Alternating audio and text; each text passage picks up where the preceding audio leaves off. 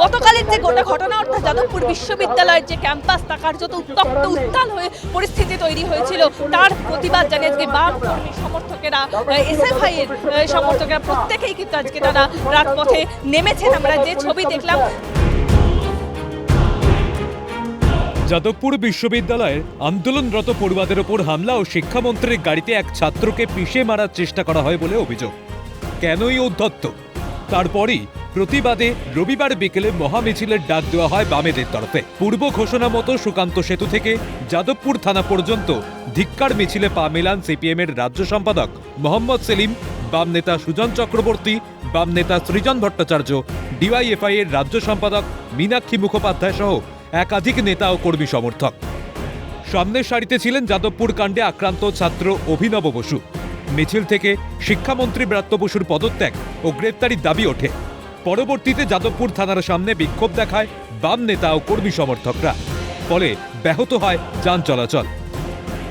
চার মাথার মোড় যে যাদবপুর থানার সামনে তা কিন্তু সম্পূর্ণভাবে বন্ধ করে দেওয়া হয়েছে এবং ইতিমধ্যে কিন্তু বাম কর্মী সমর্থকেরা তারা রয়েছেন, তারা এখানে বিক্ষোভ প্রদর্শন করছেন। গতকালের যে ঘটনা তা অত্যন্ত নিন্দনীয় এবং তারই প্রতিবাদ জানিয়ে শিক্ষামন্ত্রী ব্রাত্য বসু তার পদত্যাগ এই বিষয়টিকে তারা সামনে রেখে আজকের এই বিক্ষোভ, এই ঘেরাও কর্মসূচি মানে প্রচুর আছে। সেই জায়গা থেকে দাঁড়িয়ে তৃণমূল সরকার যে এরকম ঘটনা ঘটাবে সেটা অবাক করা কিছু নয়। ব্রাত্য বসু প্রথম বর্ষের একজন শিক্ষার্থীর মাথার ওপর দিয়ে তার ভেহিকেল নিয়ে বেরোলেন। এই আঘাত সামগ্রিক শিক্ষাক্ষেত্রে আঘাত, তার ইমিডিয়েটলি গ্রেপ্তারি প্রয়োজন। গাড়ি চালিয়ে দিয়েছে একটা বাচ্চা ছেলের উপরে, অ্যারেস্ট হবে না? এইসব ডায়লগবাজি অনেকে করতে পারে, বাজার গরম করতে পারে, দলে নম্বর বাড়ানোর ব্যাপার থাকে, ওইসব অনেকে করতে পারে, কিন্তু ছাত্ররাও সহনশীলতার পরিচয় দিচ্ছে। রাস্তায় আজকে আন্দোলন ছাত্ররাই উদ্যোগ নিয়েছে, কিন্তু আন্দোলন আস্তে আস্তে গণ আন্দোলনে পরিণত হয়েছে।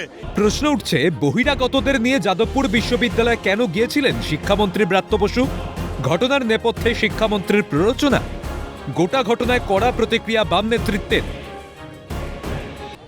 ছাত্র সংগঠনগুলোর তরফ থেকে আগেই বিশ্ববিদ্যালয় কর্তৃপক্ষকে জানানো হয়েছিল, যখন উচ্চশিক্ষামন্ত্রী আসছেন তার সঙ্গে তারা কথা বলতে চান এবং ট্রাইপার্টাইট, ত্রিপাক্ষিক হোক।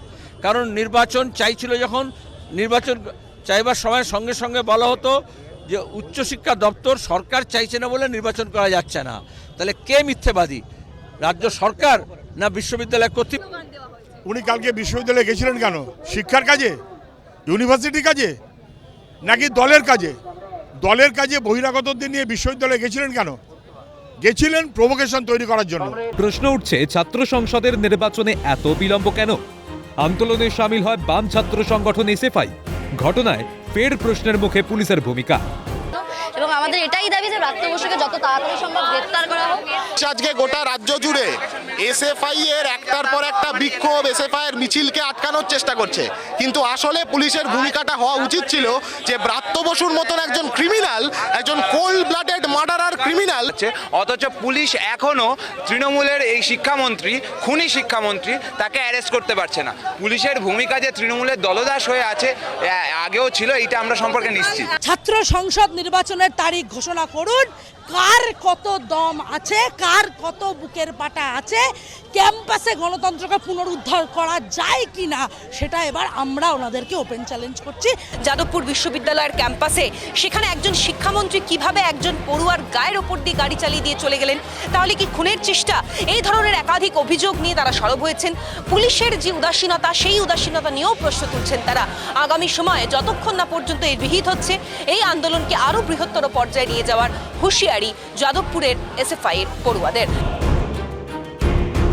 ক্যালকাটা নিউজ।